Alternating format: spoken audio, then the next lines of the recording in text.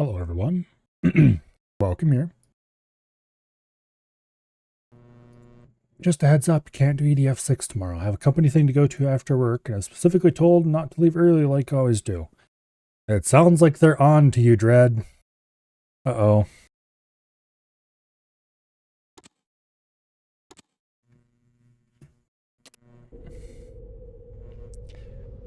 They have discovered your devious plans and have ensured you will not be able to engage in them. Did I empty everybody's inventory? Well, I guess we won't have EDF 6 tomorrow then. I'm sure I'll think of something to do instead. It's not like I have an absolutely gigantic pile of games that all need to get played at some point. Oh wait, that is exactly what the case is. Let's see. I think everybody's good to go. More or less. Alright. Into the Hummer.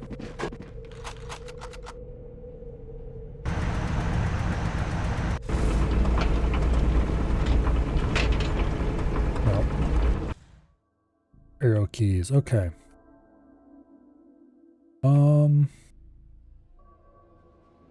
Let's go try for another random event, why don't we? Not that kind of random event.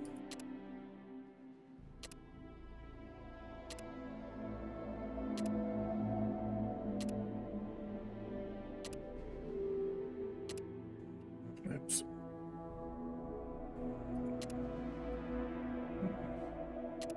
Okay, there we go. Now we're going the right way again.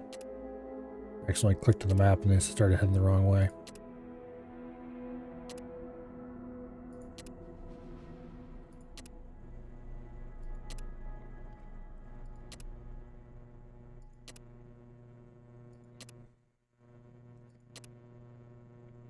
This is, as you may imagine, unbelievably tedious.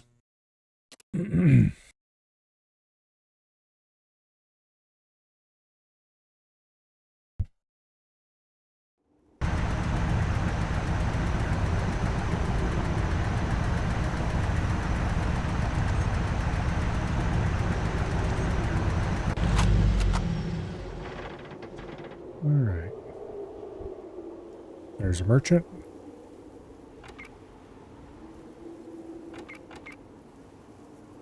Let's see, that guy's got a club.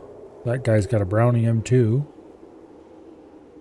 Spear, club. Alright, let's go see what the merchant has to say for himself. I'd like to have his M2, but we don't have enough ammo to run it for more than a second or two, so it's not worth grabbing. Unless... Is this the guy that has the early cause? It is. And the FAL too. Got some slugs. Paramedics bag. Books. Explosives.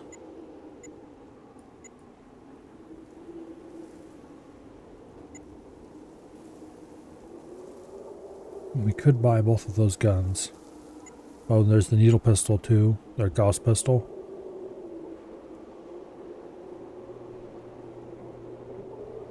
Yeah, this guy's got some stuff. It's probably not worth buying the FN FAL. But the cause remains good to the end of the game. If I remember correctly, it's better than the one we currently have.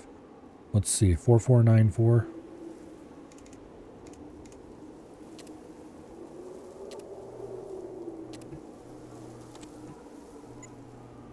Minimum strength 6. Let's go pass this over to Jax.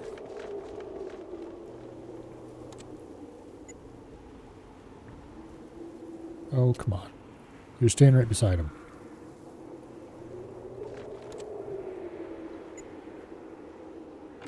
Okay. Neostad. Range 17, ammo 12, damage 13 to 22. 16 to 25, range 24, ammo 10 out of 10. Okay, so less ammo, better everything else. 4 AP versus 4 AP. Okay, so it's the same action point cost. It's just better otherwise. Alright. Let's pass the Neosted. Let's keep the Neosted for now. So the cause is worth getting.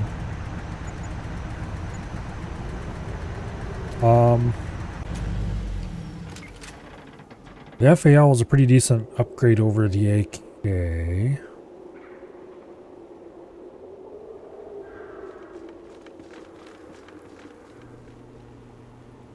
I can't remember if there's raiders around here that are armed with better.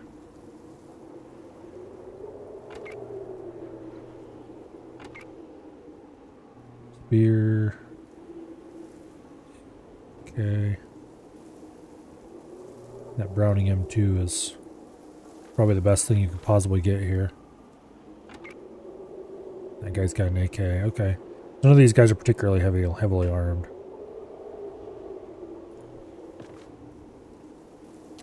But it's not worth knocking him over just to take a gun that we could buy if we wanted it badly enough. We got some 303 ammo.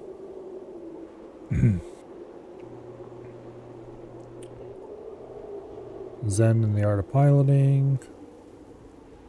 Big Book of Science. Trips and Traps. Tricks and Traps. I don't think we need any of this stuff. The FAL is the only thing I'm tempted to get. Screw it, I'm buying the FAL. 6199.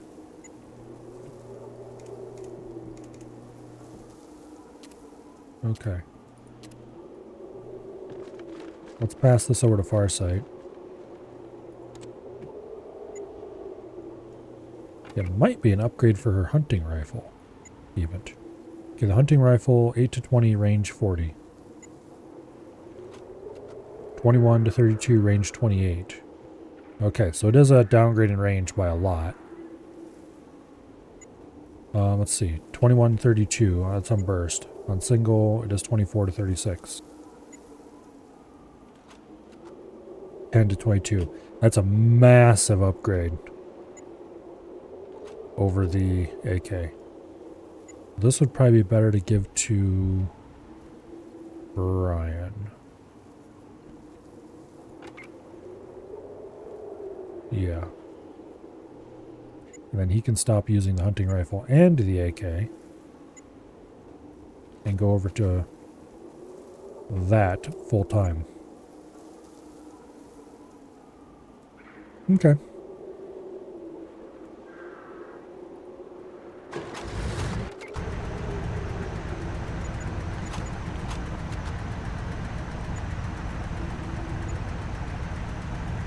That'll do.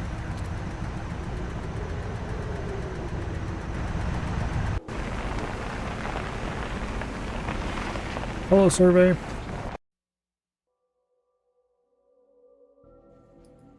Let's see if we can get another one in the other corner.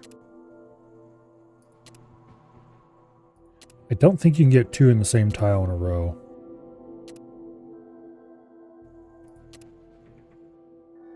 Just, there we go.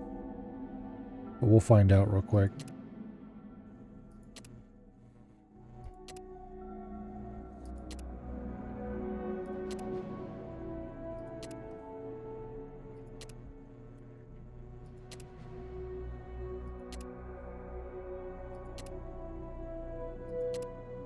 Yeah.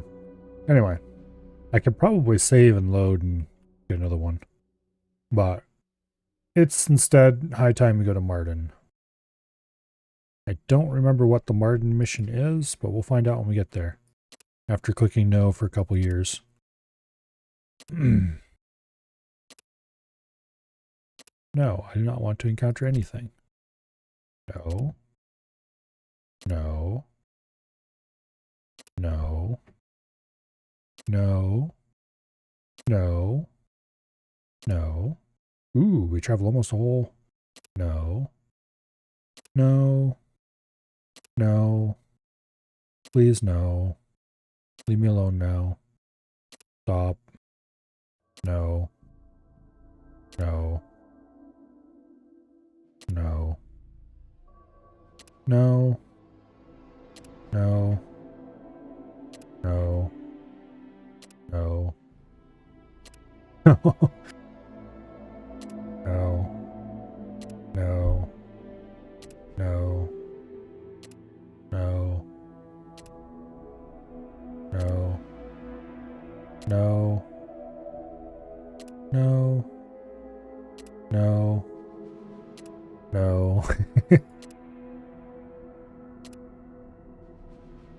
No. No. No. Just let me get down there, okay? Whoever decided this was a good thing to tie to frame rate, you suck.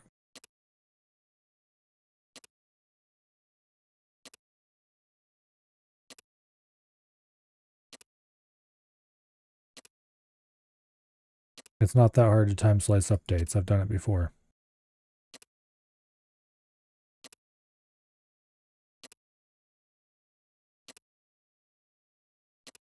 Like, I've done it not in an engine, but in just random ass native code.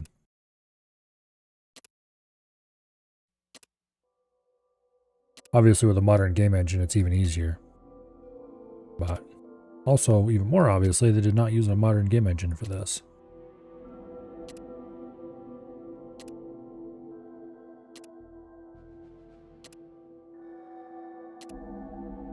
Come on.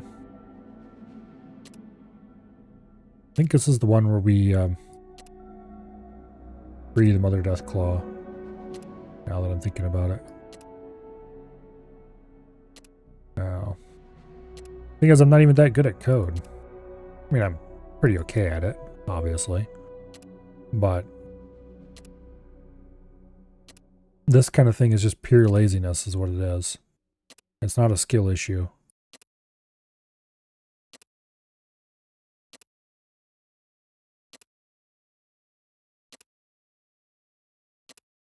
It's like, oh, we'll stick it in the main event loop.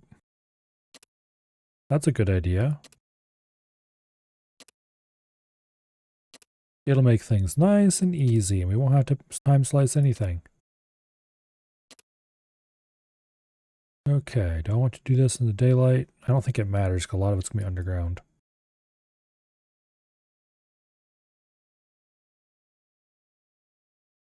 Yeah, let's do it at night anyway. Welcome, warrior. We now know that the Beast Lord's lair lies within an underground labyrinth in the region of Marden. The cannibals have delayed our expansion long enough. Your primary objective is to crush these abominations so the Brotherhood can move on. Our scribes believe that they have found something that might help your mission. They think that the Beast Lords are somehow controlling the monsters and the raiding parties. It is believed that control over the creatures is achieved through some form of symbiosis or possibly even telepathic suggestion. What doesn't add up is how they can control intelligent deathclaws, since the scribe's study insists that only creatures of base intelligence would succumb to the controlling force. This leads up to your secondary objective. If we can learn to control these deathclaws and use them to further the cause of the Brotherhood, we could very well expand our region of influence all the way to the West Coast. It is a chance, but not such a great chance that you should jeopardize your first objective. Depart as soon as you assemble your squad. Dismissed! Fallout has never been able to make up its mind how smart Deathclaws should be. Different Fallout games have ranged all the way from they're just a bunch of dumb monsters to they're perfectly intelligent. Kind of like it never quite seems to be able to make up its mind about super mutants. Kind of the same similar deal, I guess, when it comes right down to it. There's some that are smart and there's some that are not. In any case, I think it was Fallout 2 had a bunch of intelligent Deathclaws in it. I think so. Anyway.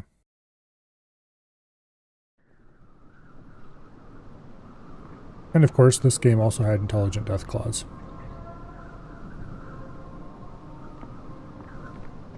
Now, this map looks pretty barren and boring, doesn't it? Not really a whole lot going on here. There's a few things here and there. Not really a whole lot. Well, that's because most of this map is underground.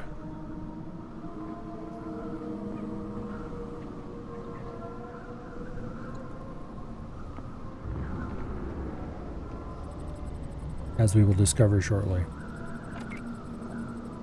That guy's got an H&K cause. Well, it's a good idea that we bought that then, isn't it? We could just pick one up right there. Rip.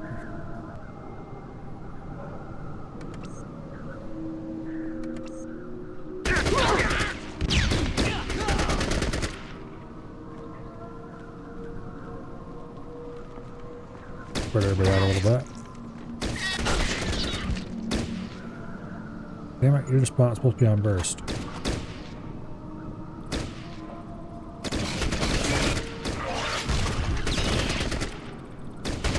Alright. Well, a few people got shot in the back, but it turned out okay anyway.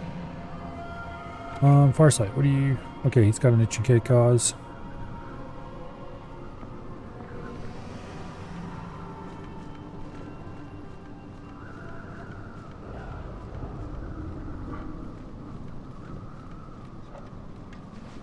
Send Rebecca over to there.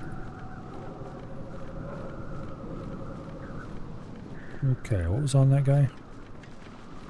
Junk. We'll take it anyway. And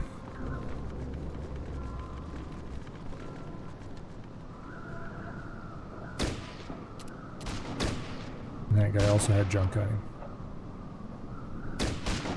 Dude, you're not going to be able to hit the broadside of a barn from that distance.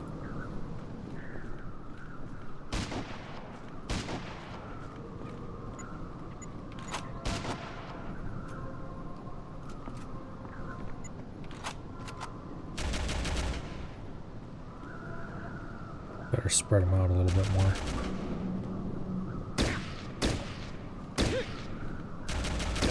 We don't want him burst firing somebody.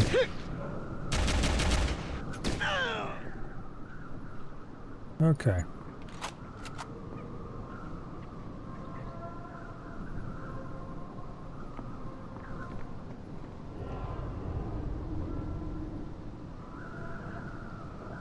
Now, what's this guy have? Boom bugs, basically grenades.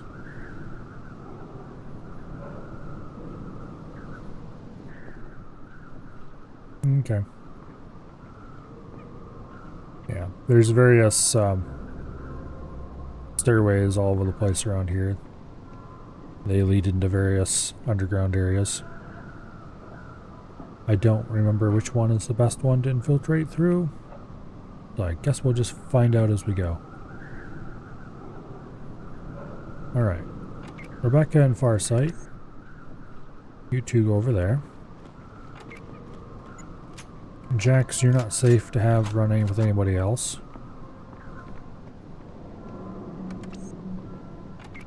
Stitch and Brian, you two can run together.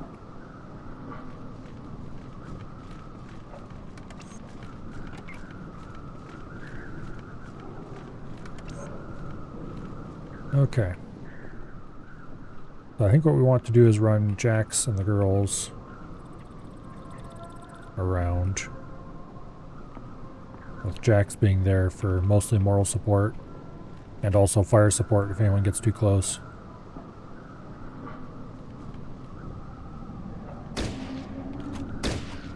Here they come.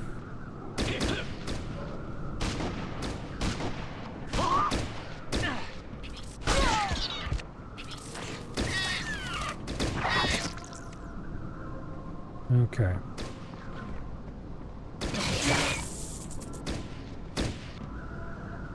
Run a little closer and crouch.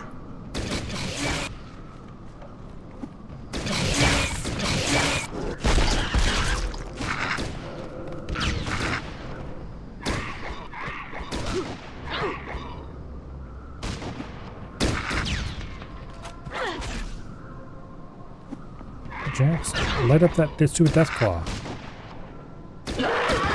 There you go. Alright. Farsight. I need you to run like hell.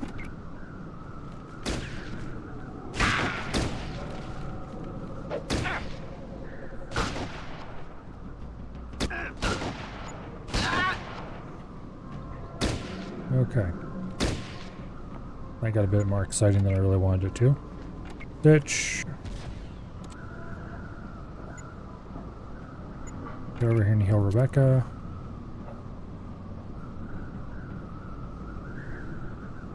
Okay. Well, that's one way to clear everything up.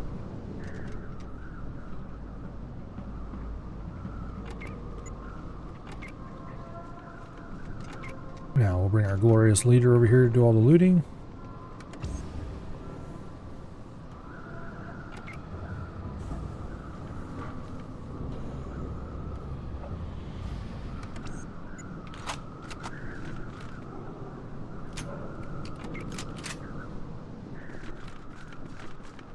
Alright, what all do we got? Junk. More junk. More junk.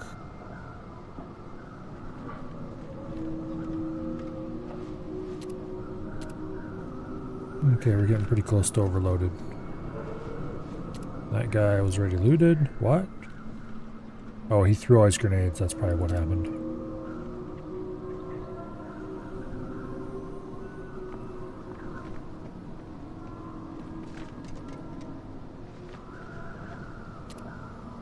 Okay.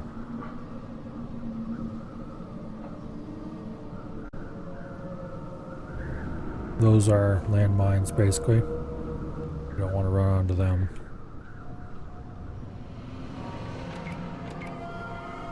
Okay, Rebecca and Farsight, run over here.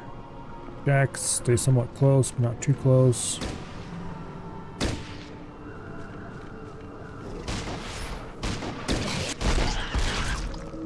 Oh, you need to switch back to your gun. That would be useful.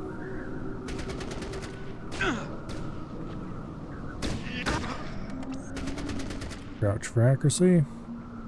Farsight, what's he got? An M16A1, okay. Go ahead and shoot him in the torso.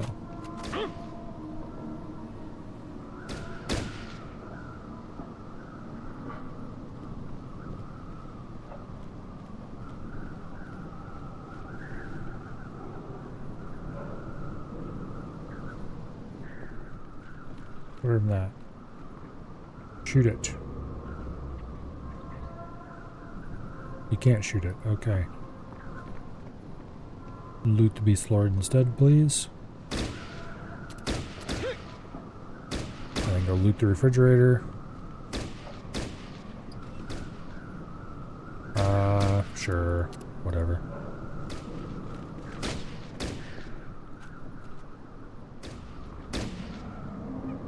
Okay, how is he unable to shoot at me and I can't shoot at him? Well, that handles that problem. Alright. Impact yourself. Good enough.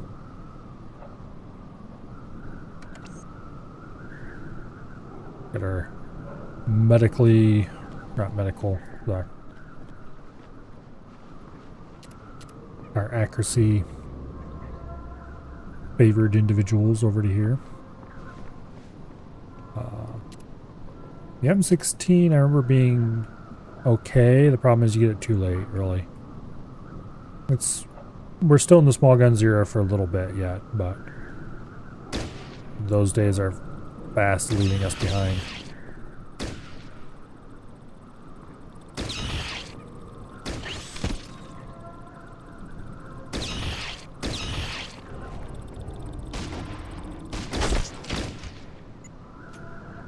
Okay. Now, there's a bunch of random shit over here.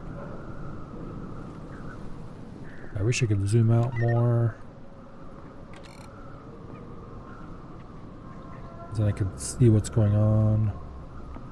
Actually, Brian, run over here to this Beast Lord. I don't think anyone looted him.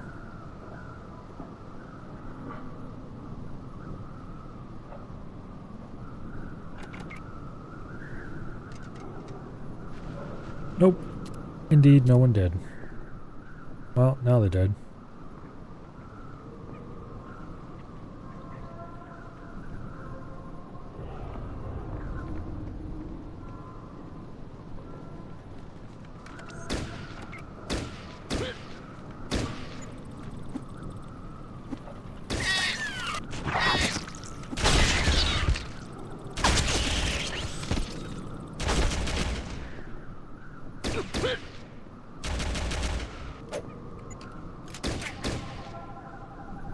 Okay, that cleaned that up quite nicely. Now, keep the cause on burst. And let's see if we can ambush this dude. Or these dudes. Ooh, that was beautiful. Okay.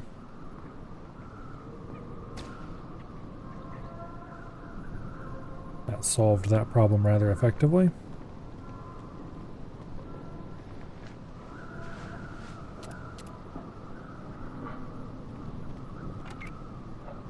Now, what'd they have for loot?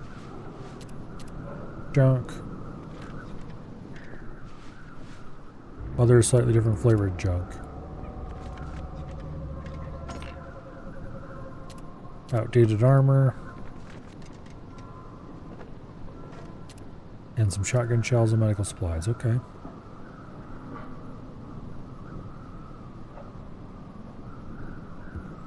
Well, we're clearing everything outside of the top corner here pretty quickly. Let's see, what else is there left? There's this group over here.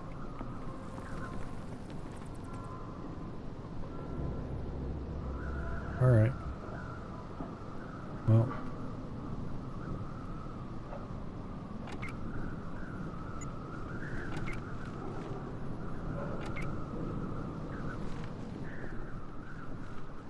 You guys get over to here.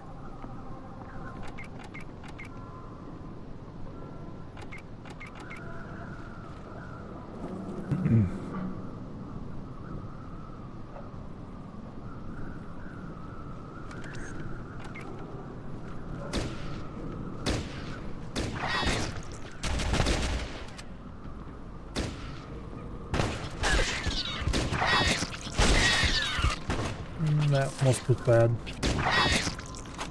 Or it was bad, but...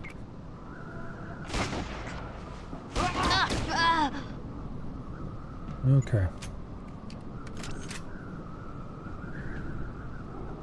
We could have very easily lost somebody there because an idiot ran up on that side and they're not smart enough not to shoot through their friends with a shotgun. Which never works out, by the way.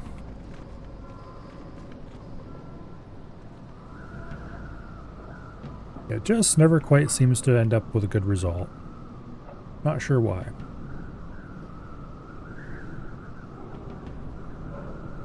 Okay. Stitch.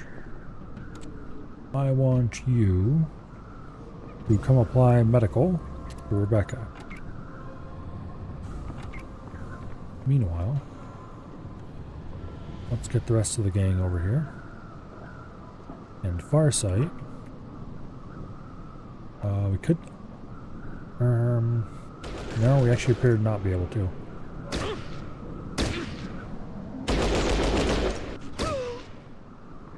Okay, I'm not sure what he had for a gun, but...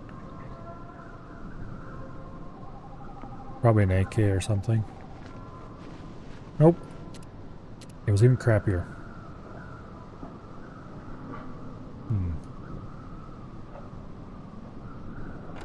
Alright. Jax. Rebecca, you go meet up with Farsight. Stitch, we're going to keep you in the vicinity. Run Jax through here and make sure nobody's hiding around behind anything. Okay, dead warriors. That's interesting. What do you got on you? Nothing useful. Well. Not useless, but not super useful. either. Okay, so this side's boarded up. This side's enterable.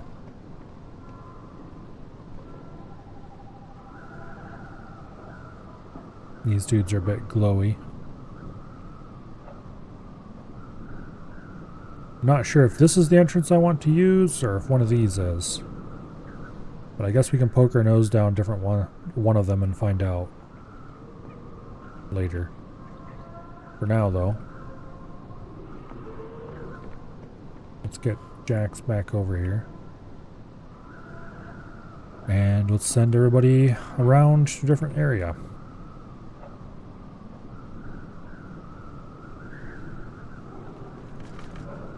Okay.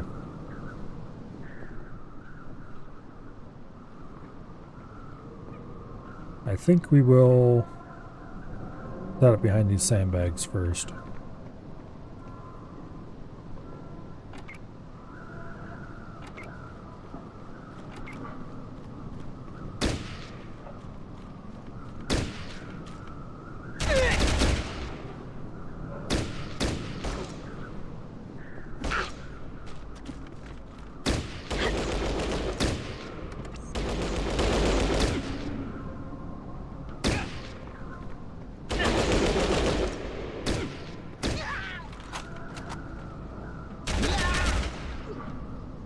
Get a shot at close range. Bit risky to run up like that, but I think it's something we can safely do. Not safely, but something we can do. Okay, let's stop filling his inventory up for a bit. Let's use Brian. Most of these guys have crap weapons, so we can engage in slightly riskier behavior. Those days are going to end quickly, but for now, we outgun our enemies rather dramatically.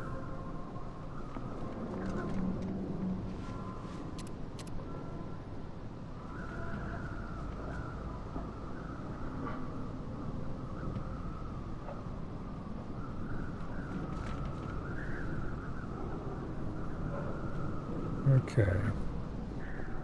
To move Rebecca and far side up.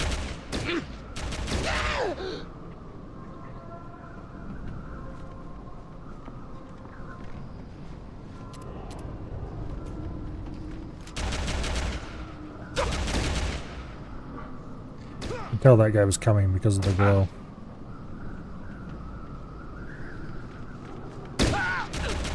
Damn it. Should know better than that by now.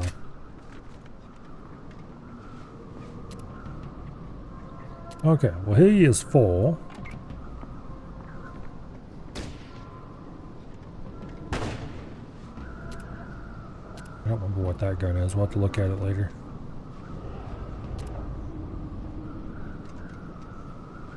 Okay, they appear to not have any inventory. A Ruger. Development of Medium 14. In other words, it's crap.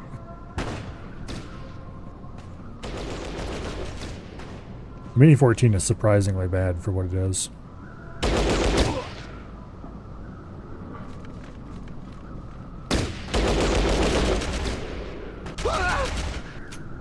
Yeah, I saw another one back here. There he is.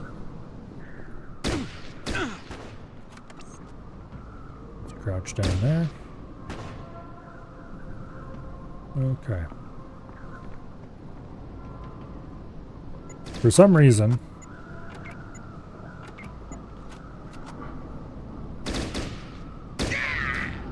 no. There's another one. For some reason, Mini 14s have a bit of a accuracy problem, I guess you could say. They're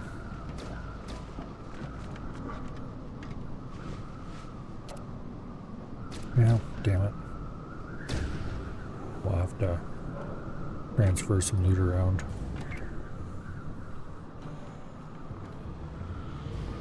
Alright, we probably shouldn't be looting right now anyway. We should really leave all this stuff and then come back and loot it all before we leave. But yeah, I don't know. I just don't like doing that. Okay.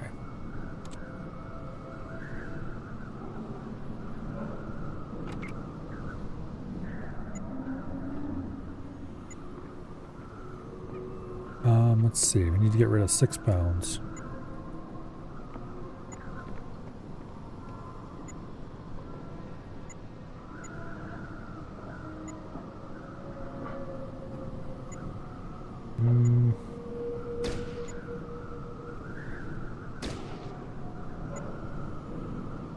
Okay. Now, we're back underweight. Bitch. Go heal Jax up, please. And then come back and get Rebecca.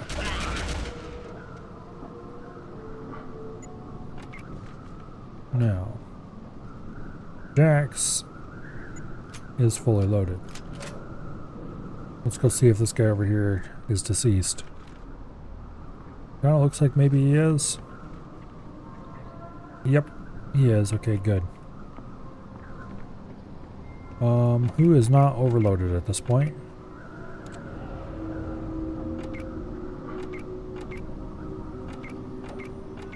Ditch is probably the least loaded of the people readily available.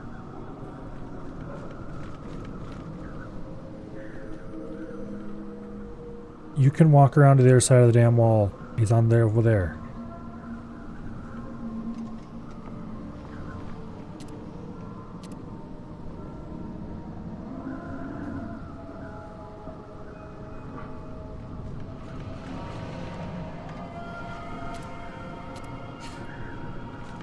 This game's, I would complain its pathfinding is old, but I've seen new games with pathfinding that's just as bad, so it's more just, it's just straight up not good.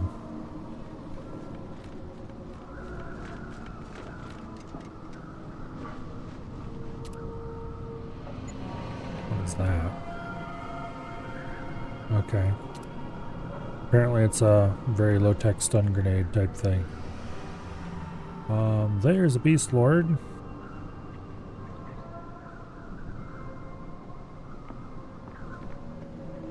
Hello, Sealoth. Oh, you people and your streaks.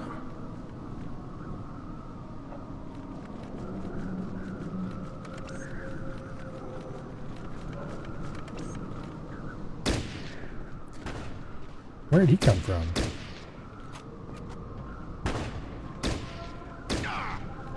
I was just over the looting stuff. Oh! He's on the lower level.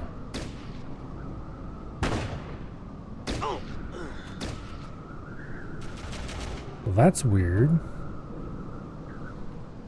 I do not remember nearly this many issues with being able to shoot through the floor when I played through this game in ages past. But oh well. That guy had a ripper on him. Okay. So we've got a couple of underground entrances here, or we could run around to this one.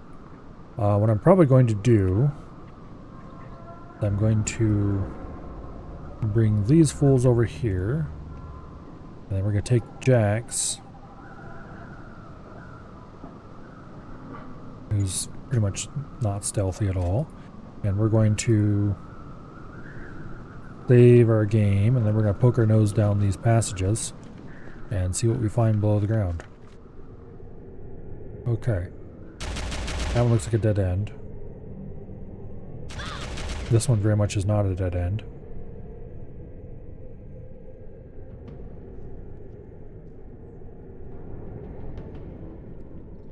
Okay.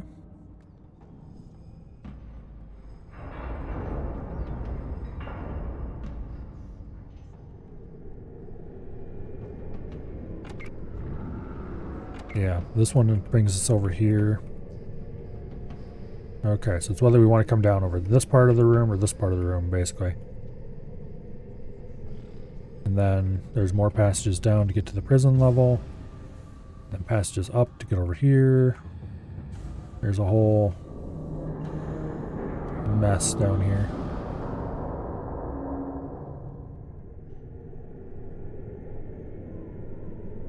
Yeah. Anyway. And then this leads to a back way. That leads to a back way. That leads to over here. Okay. So, from what I remember, over here is where the Mother Death Claw is. In this pen. And if I remember correctly, if you let her out, she goes after the big bad guy in this room. However, that seems like a bad idea because she can get her ass killed. So what I'm probably going to do is send everyone down through here. Well, let's go up first and go see what's in this other room over here. Probably just a dead end, but maybe there's an enemy down there we can shoot.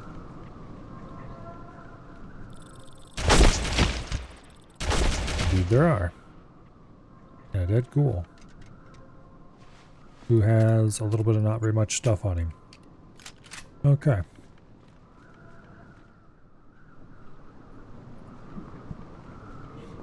So what I'm probably going to do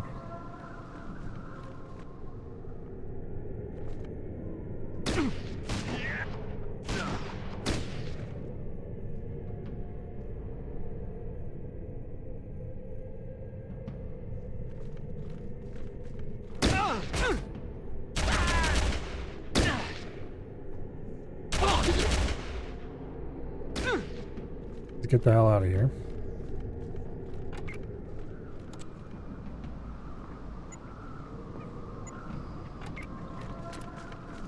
And heal him up. Alright. We're going to be abusing Jax's shotgun for a bit here. I have plenty of anti-poisons. Let's go ahead and hit him with one of those.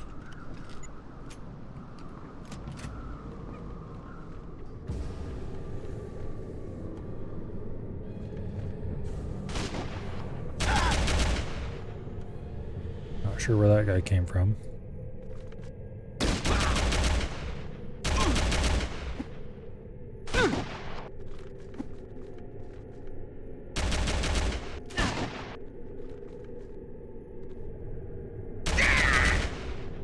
Okay.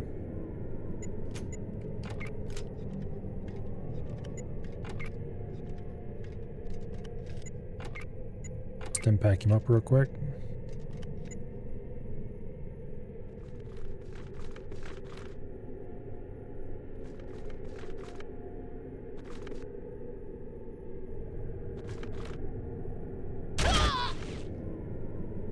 Okay.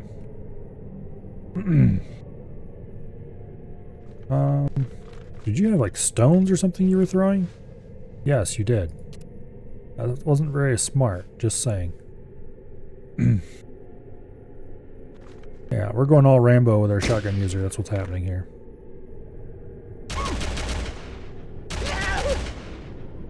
Which seems to be working out pretty well for him.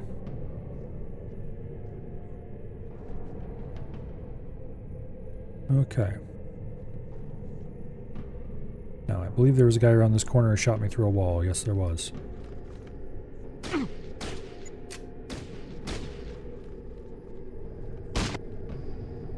How dare you? Uh-oh. Retreat! We're out of ammo.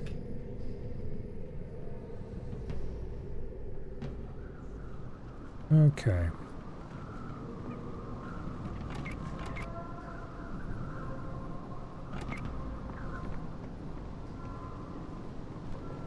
Just in case anyone's dumb enough to come out of the ground. And we'll set up a little bit of a crossfire here. Okay. We've got plenty of stim packs on Jax right now, so let's just use them to heal him. And anyone have shotgun shells in their inventory? If you do, you are to hand them over to Jax immediately.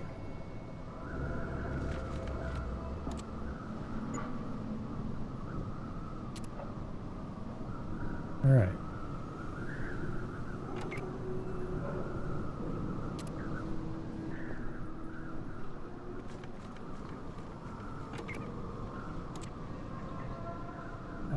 We'll keep the slugs because I don't want Jax wasting them all.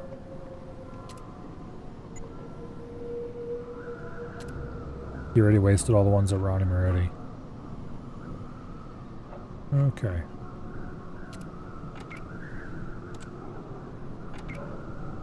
And that's all the shotgun. Oh, nope. Farsight has some.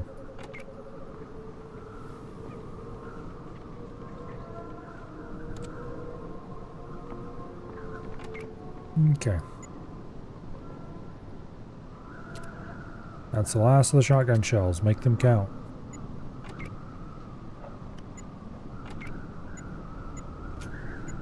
AKA don't just burst fire everything you see anymore.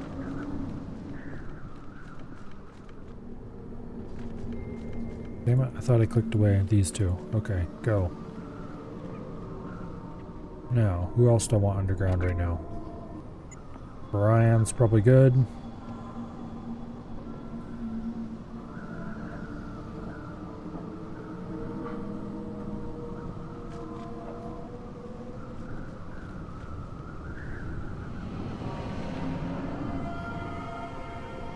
Okay.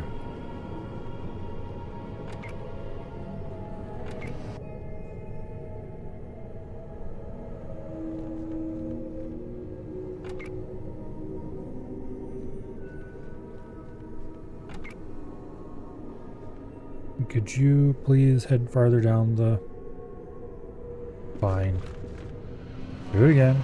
There we go. Alright, now. Jax. You, go stand over there. Rebecca. You reload and go stand behind him. Farsight.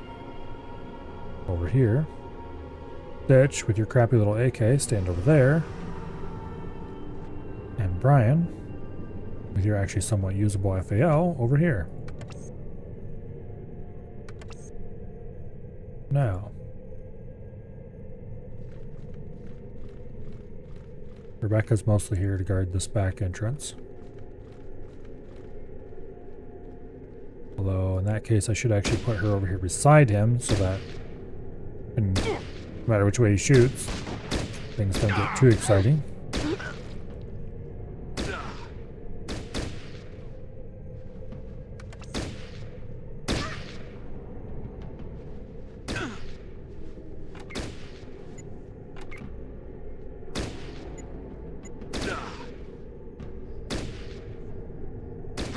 Go ahead and M1.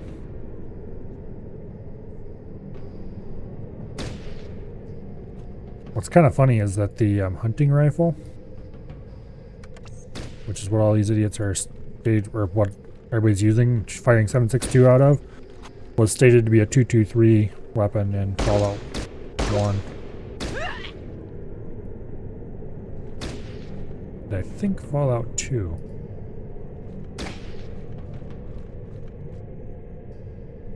Light him up. Okay, Jax, get your buddy in here.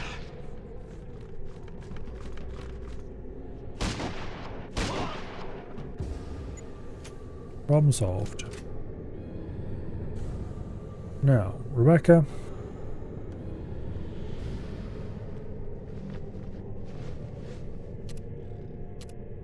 I'm going to need you to run around and loot, because you're one of the few people who still has inventory space.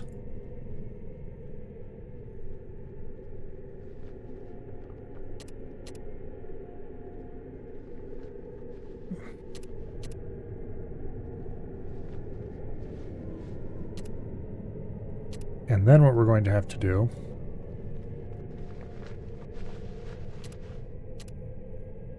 is, thankfully, we have a mostly useless character, aka somebody who is not a good enough shot to be worth dragging around with us.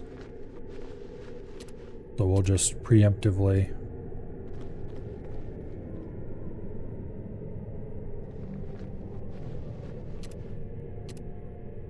deal with this by telling our glorious leader, go stand over here on the map edge.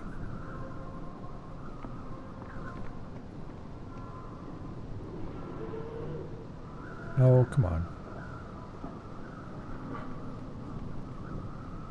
We'll tell our glorious leader to go stand over here by the map edge, which is probably going to be the exit zone.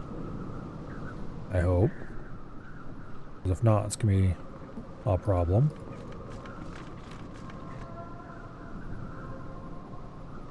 And then we run somebody around to collect loot and dump stuff. How much do you have?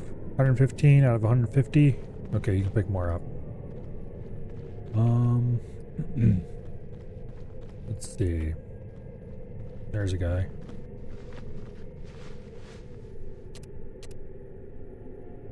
Okay.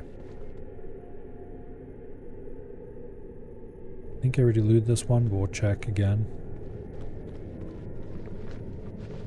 No, I did not. That's why you check. I definitely looted that one. Yeah. And these two.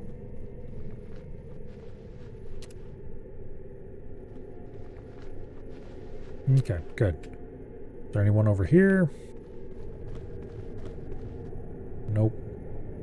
Pretty sure I looted this one already. Nope.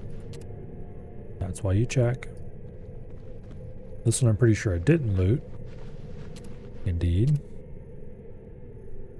And now, let's make a bit of weight by dumping all of our shotgun shells on our shotgun user, who is now encumbered. Oh.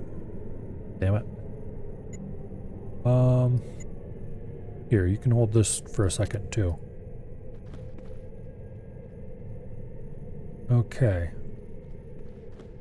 Now, Ryan, I believe you're already fully loaded.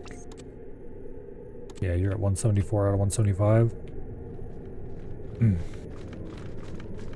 Let's take both of these out. Not you, Stitch. Okay. Come on. You can find your own way out of there. It's not that hard a pathfinding problem. Typically you don't want to do this until after the end of the mission, but we're doing it early. Going forward, we're probably going to have to stop looting enemies as we go, except to kind of check them to see what they got.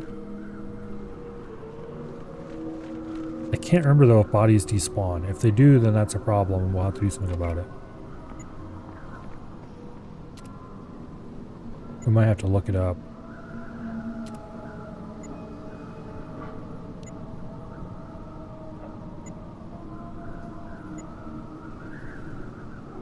Why was your armor taken off? Got some 5.56.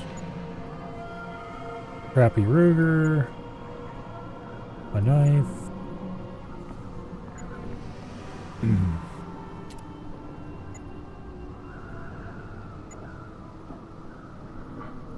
Anyway. Kind of funny, there's a company that makes a, it's literally just a metal bar that clamps onto the barrel of a Mini 14 that makes it stiffer and helps make it more accurate.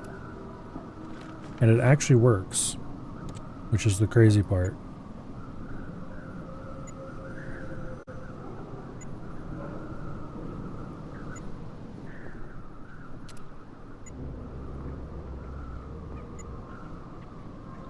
Which means basically the barrel harmonics are kind of bad on the Mini 14. Barrel harmonics are one of those things that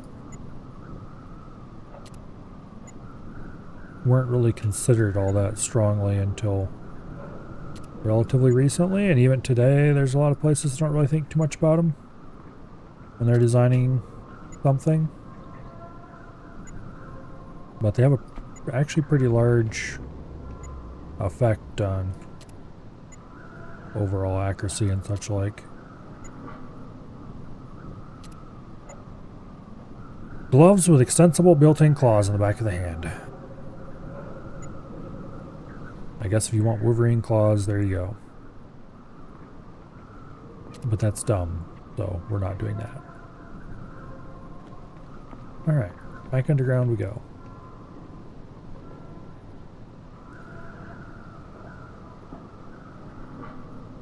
It's really kind of cool to look at gun barrels under high speed.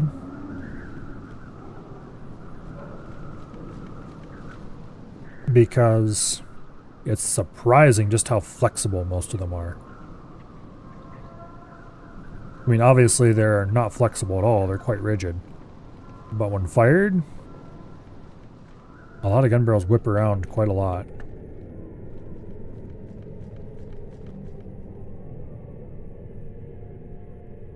Which I guess is a testament to the forces involved.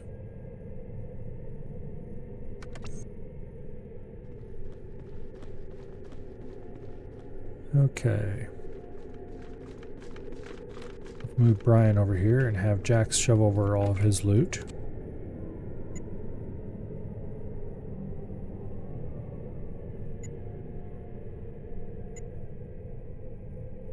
And then we'll probably run Brian out and have him unload again. Maybe not. We might load somebody else up first. I'll keep that for now. Leather armor is junk at this point, but we can sell it.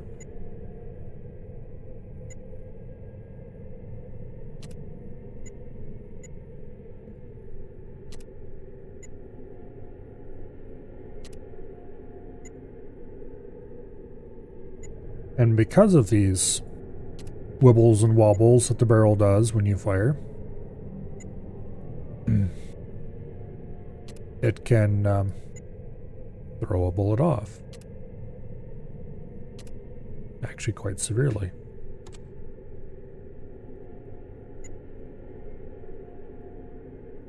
Okay, we're 4 pounds over. We ditch the knife and the zip gun. That should get us dead on. Okay.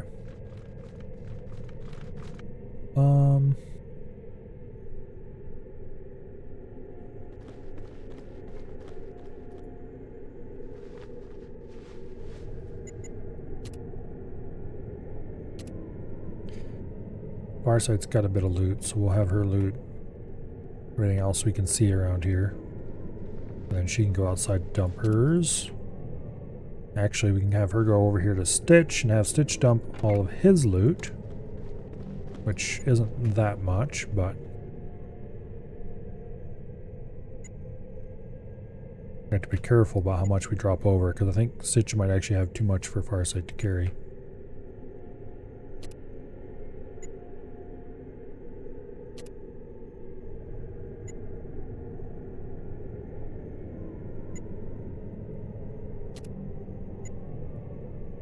Farsight is encumbered. Okay, but how much? 6 pounds.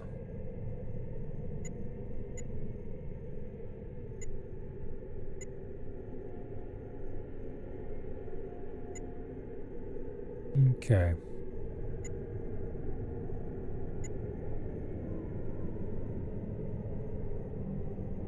Let's give this to Rebecca, because we're not keeping Farsight.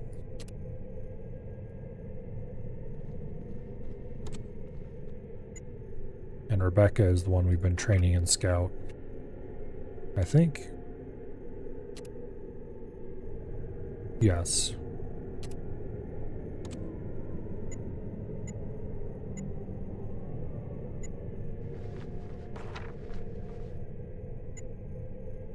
Okay.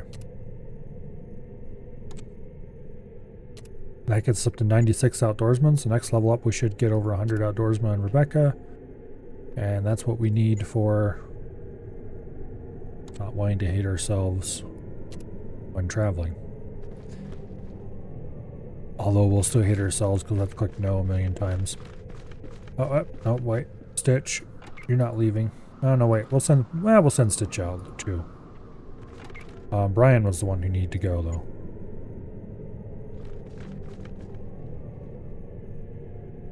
So we take these 3 back and ditch their loot. Then we'll hopefully be good. For at least a while longer.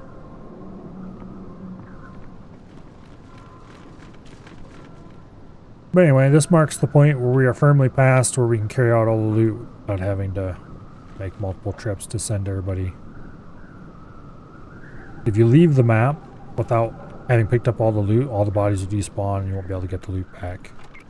That I know for sure. So the trick is, you just, when the mission ends, you send somebody as the designated loot carrier to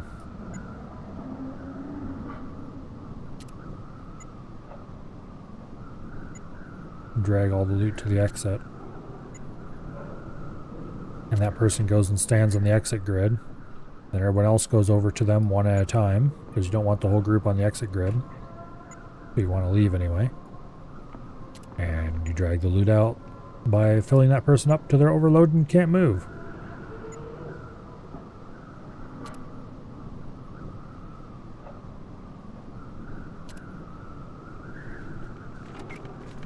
Okay, Rebecca. Okay. I see.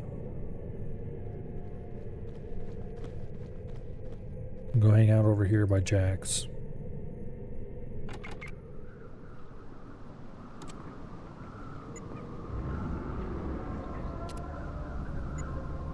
Anyway. And you just run everybody around, gather up loot, and drag it back to the designated loot holder until you have cleared the whole map. Although typically, like I said, it's done at the end of the mission because that way you can have your whole group available through the whole mission.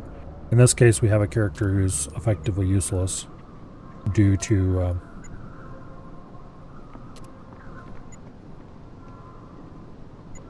not having any usable skills.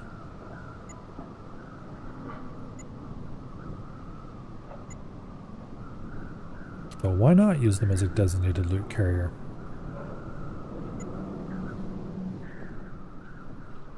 Okay, we'll keep Farsight's AK on her still.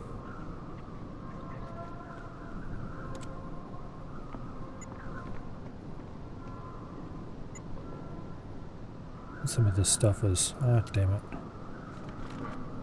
There we go. Some of this stuff is very definitely heavy.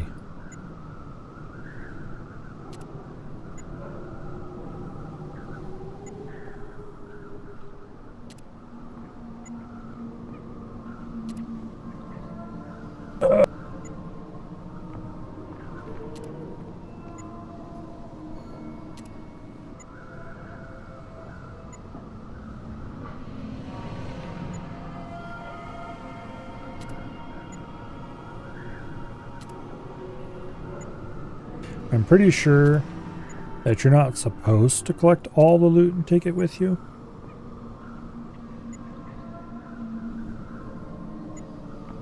It doesn't really seem like the developer's intention, but if I can, I will.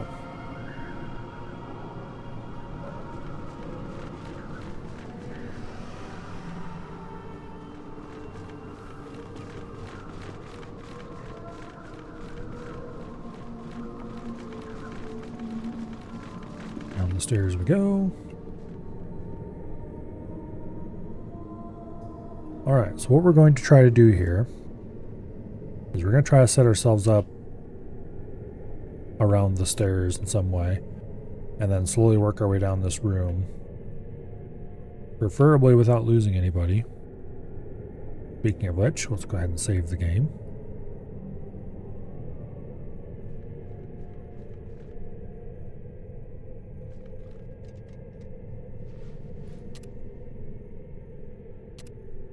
Okay. Switch him back over to burst. Bound trap. Alright.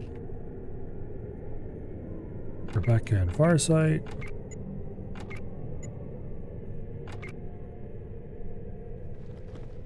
Get your butts over here.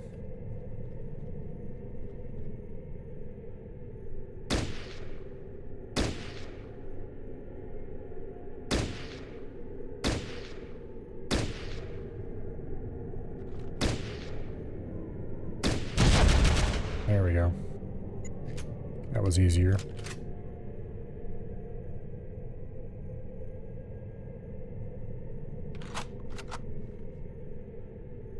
Now,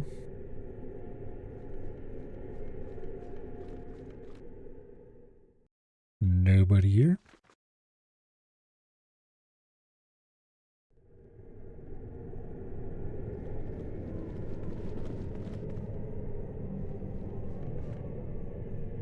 Okay. I need to rearrange your inventory so you're ready to heal.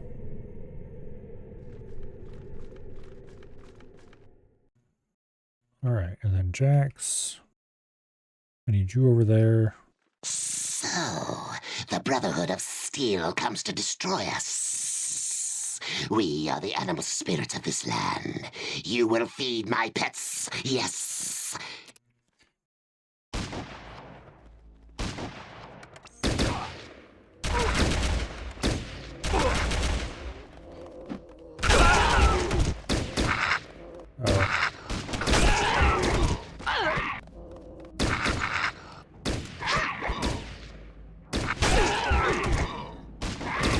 Well. Alright, we need to be a little bit more careful about that. Specifically, we need to make absolutely sure that, oh, what's his face? Okay, here. You repair, you reload, reload, reload. Alright. Position Brian there. Let's position Stitch. Oh, I forgot about that stupid trap. Do not, under any circumstances. Okay. Stitch, you stay behind the wall. Brian, you stay right here at the top of the steps. Crouched.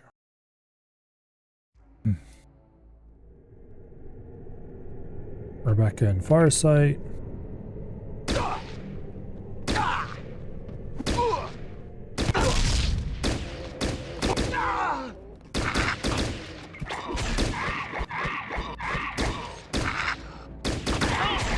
Well, apparently we don't have to get the whole speech to get them drug over here. Jax, you stay on burst mode and come over here. Rebecca and Farsight.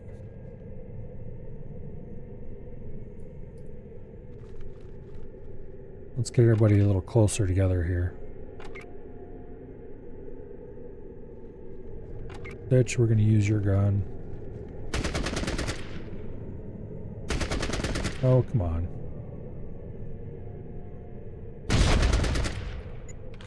There we go. Now.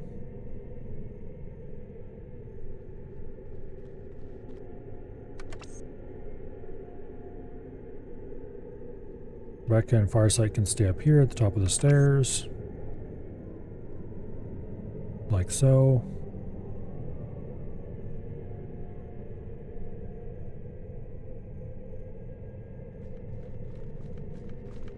I wish I could do a thing where I could see if they could look at a specific area. Jax, you run down to the base of the stairs over here.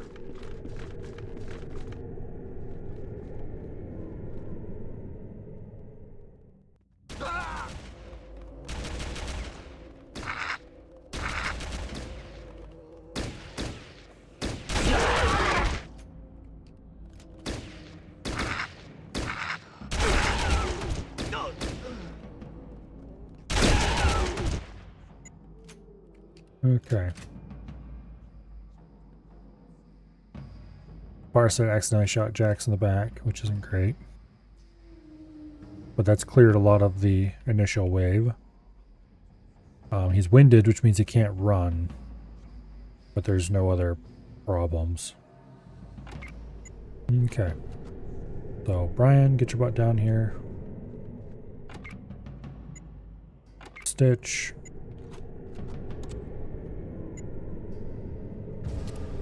Prepare to medical. You get over there.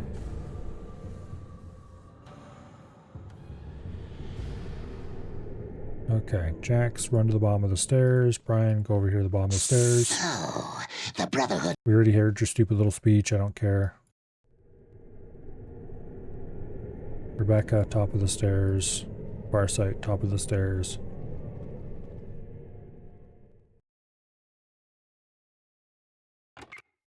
What's he got? Dynamite spear. Okay. 9mm Beretta. The Beretta 92 is a good gun. Well made. I need to get myself one.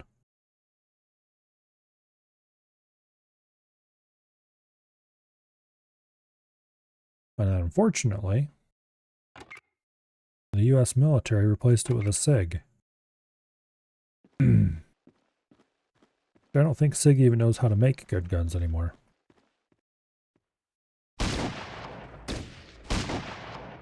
Oh. That guy had a shotgun.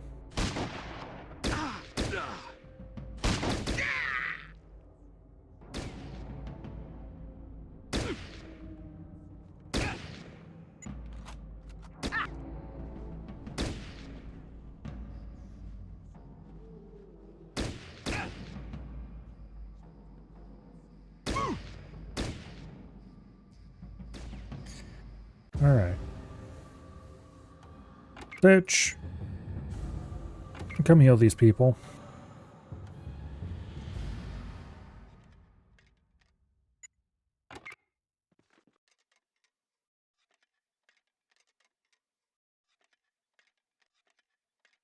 But, let's face it.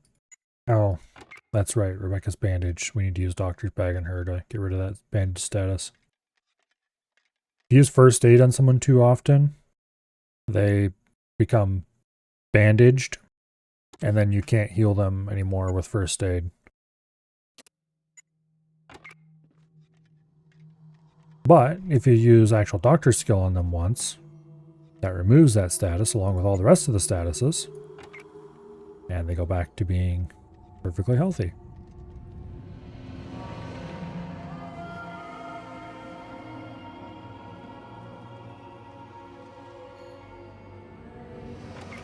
Okay. Let's go have a little duel with the big bad here. And our CQB character. Actually, let's poke him around to the corners here a little bit first. Make sure we're not going to get ambushed.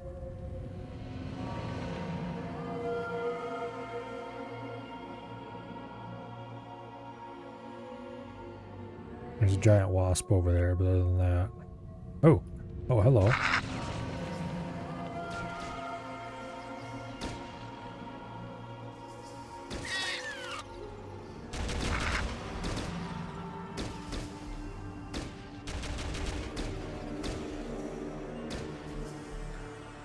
Okay. With the death of the Beast Lord leader, all that remains is to find the source of his control over the Death Claws. That's nice. We'll be doing that next. Alright, Emperor. Do you have anything cool on you? Nope.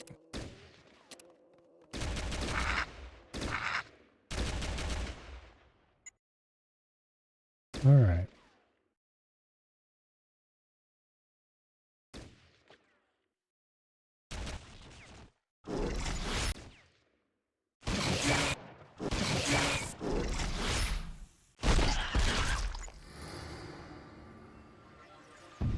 Go ahead and loot all the warriors that are laying around down here.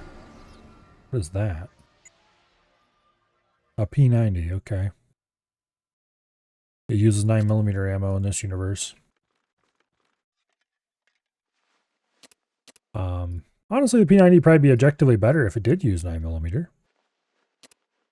It doesn't.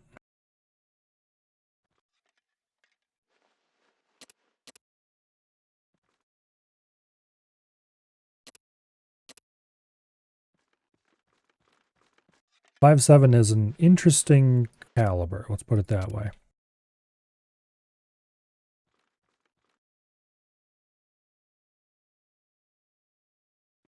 The one thing it supposedly does well, it doesn't actually do that well.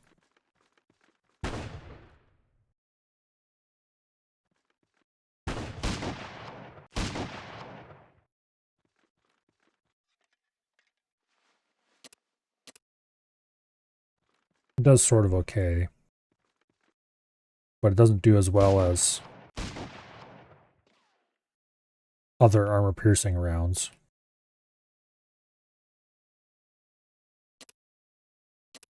Basically, it was designed to be really light, but still have armor-piercing capabilities. The problem is that's really all it has.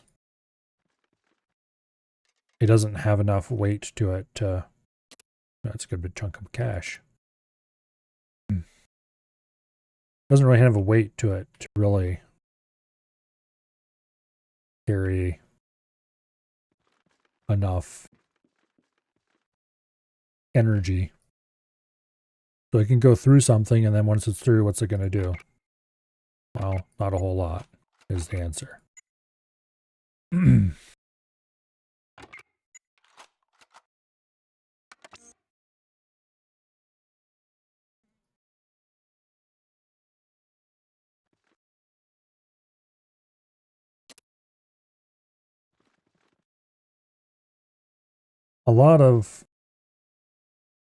There's something a lot of people miss, and this is not about 5.7 either. There's something a lot of people miss about guns in general. If a gun is not popular is the wrong word.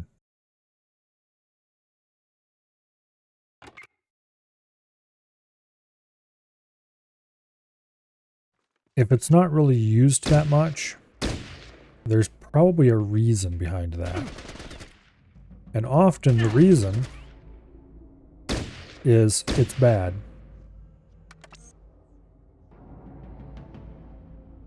Not always, but often.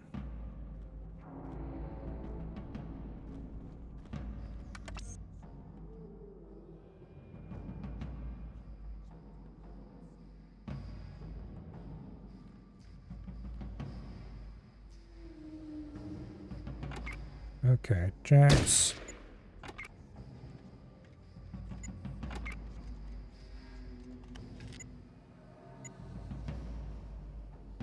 I'm going to need you to do a shotgun rush again. Ow. How dare. Okay, maybe I don't want to do a shotgun rush. Do you have any grenades in your inventory? You do. Is it worth the risk to try to throw one? No. Anyway, back to 5.7.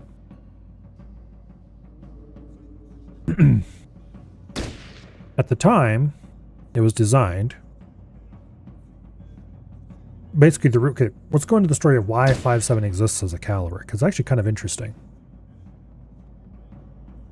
It's because they wanted to have a gigantic magazine. Is really what it boils down to. And magazines are hard.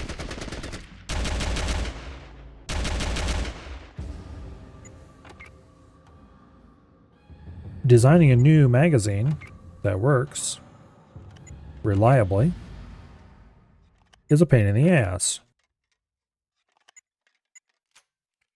And there have been many, many, many gun designs that lived and died on the strength of their magazine. Mostly died.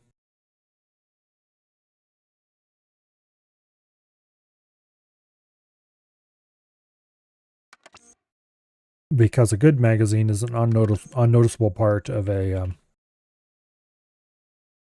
good gun. But a bad magazine, well, it's just, you need a good magazine. You can't have a good gun without a good magazine.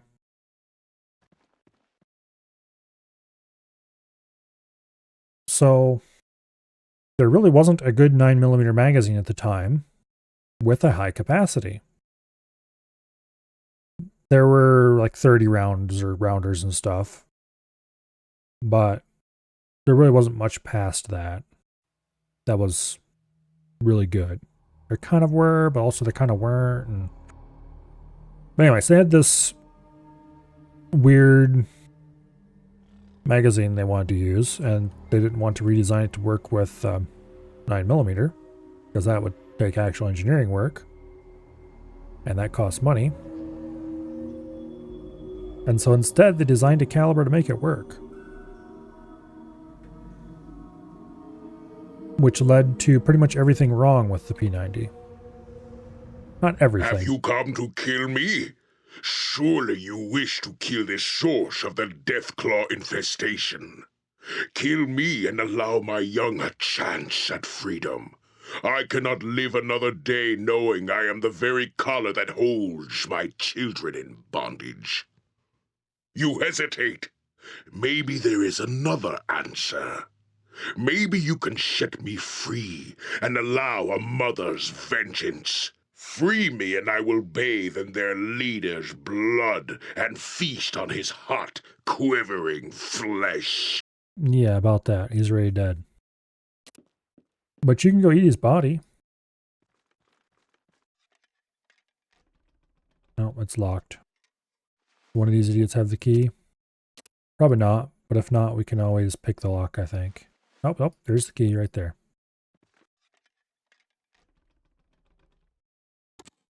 Maybe that isn't the key. It is a key. Where did it go?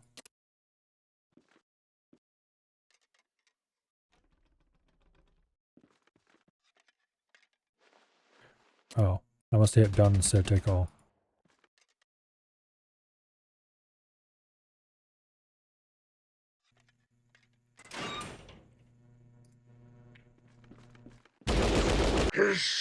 At last! With the death of the Beast Lord leader and the Uh-oh. Well, that wasn't really what I wanted to do there.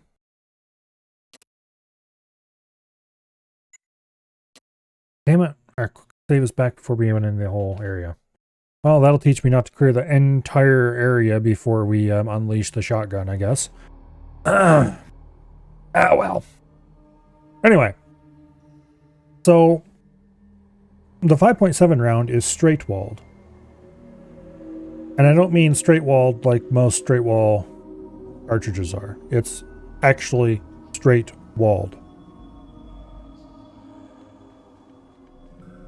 At the neck, it's exactly the same diameter as at the base. And this presents a problem. Namely, it makes extraction really hard. Because generally a straight wall rifle cartridge, or pistol cartridge for that matter, is slightly tapered. It's very little. Like, oh, let's see. I have some calibers right here. And where's one of those 9mm dummy rounds I got? Okay, here we got a 9mm dummy round. Let's just take a measure of this thing. Change to millimeter.